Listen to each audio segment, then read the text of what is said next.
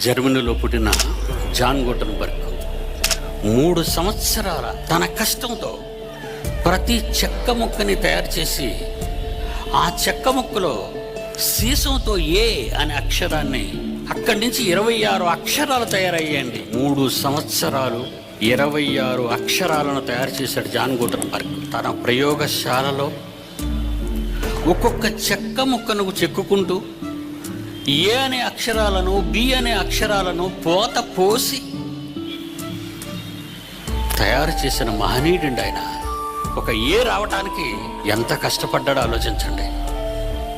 ఇలా ఎన్ని ఏలు, ఎన్ని బీలు, ఎన్ని సీలు పోత పోసి తయారు చేసిన అక్షర మాలికతో 66 పుస్తకాల దేవుని మాటల మహాజ్ఞానాన్ని ప్రపంచానికి ముద్రించాడండి. The first printing book in John Gutenberg press, the Bible.